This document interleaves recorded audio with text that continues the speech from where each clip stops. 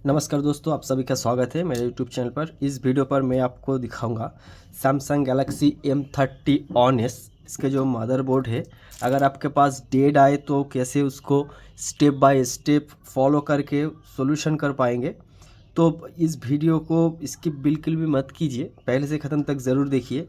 और video step by step follow करने से पहले इसके ऊपर जितने सारे आईसी लगा हुआ है वो भी हम थोड़ा स्पेसिफिकेशन करके देखेंगे कि कौन सा पार्ट लगा हुआ है, कौन सा पार्ट का कितना वैल्यू है, कितना वोल्टेज आना चाहिए।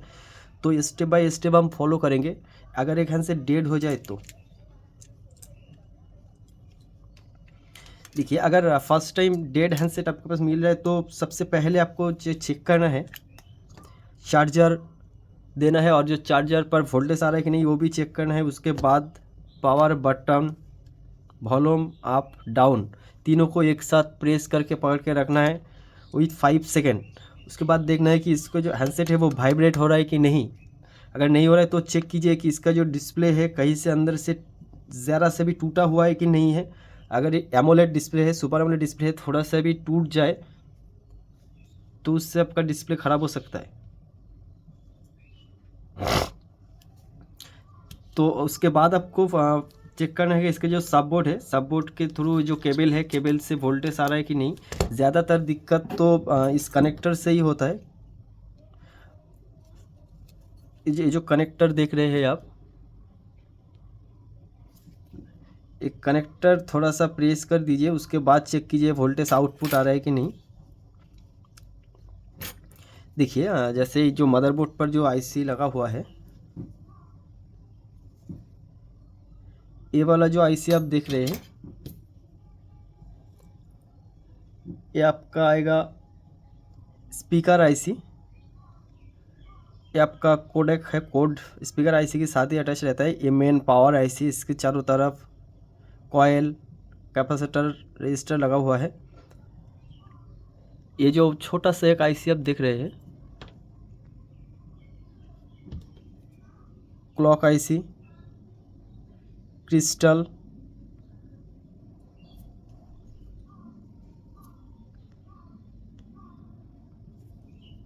ऑक्सिलरी पावर आईसी, डिस्प्ले यानी कि जो ऑक्टा है, ऑक्टा लाइट आईसी, ग्राफिक्स के थ्रू ये पावर के सेक्शन काम करता है।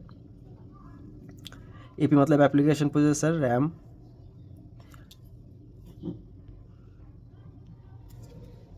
ओबीपी। तो चलिए अब हम स्टेप बाय स्टेप फॉलो करते हैं कितना वोल्टेज आना चाहिए।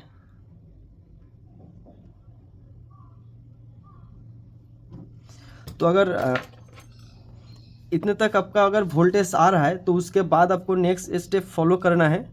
ये जो ऑक्सिलरी ओबीपी आईसी लगा हुआ है, ओबीपी यानी कि ओवर वोल्टेज प्रोटेक्शन आईसी, इस आईसी को चेक करना है कि इसके बाद आपका वोल्टेज जा रहा है कि नहीं। इसके बाद सीधे आपका वोल्टेज आ जाएगा इस आईसी के ऊपर। ये जो आईसी है आपका आएगा ऑक्सिलरी पावर आईसी। ऑक्सिलरी की पावर आईसी के आसपास आपको चेक करना है कि वोल्टेज आ रहा है कि नहीं। अगर सही तरह से इसके ऊपर वोल्टेज आ रहा है तो उसके बाद आपको नेक्स्ट स्टेप फॉलो करना है। ये जो मेन पावर आईसी है, मेन पावर आईसी के ऊपर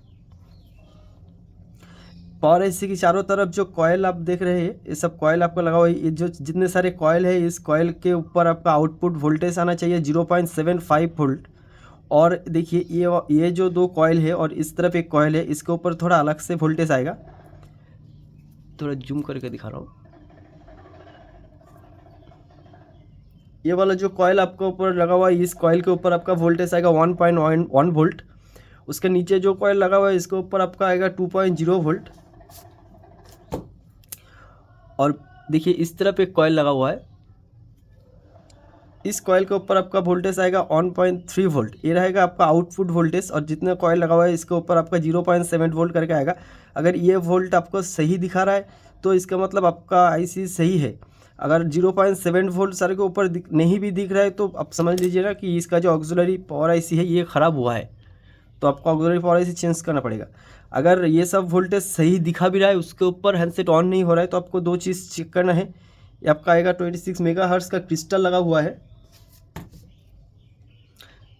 इस क्रिस्टल आप एक बार रिसोल्डर कर सकते हैं या इसको चेंज करके देख सकते हैं। अगर क्रिस्टल सही के बाद भी ये जो आरटीसी क्रिस्टल है, ये आपका आएगा क्लॉक आईसी। जो अगर लिक्विड डैमेज है या आप शील्ड निकालते वक्त इस आईसी टूट जाए, आईसी के ऊपर जो रजिस्टर होगा ये भी अगर टूट जाए तो हैंडसेट आपका ऑन नहीं होगा, सारे के वोल्टेज आपको सही दिखाएगा लेकिन ऑन नहीं होगा। इसको भी आप थोड़ा एक बार चेक कर लीजिए।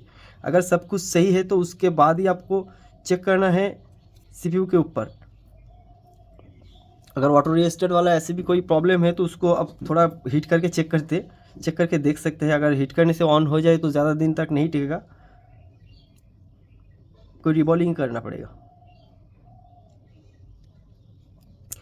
और ये जो सेक्शन है ये आपका आ गया है नेटवर्क सेक्शन।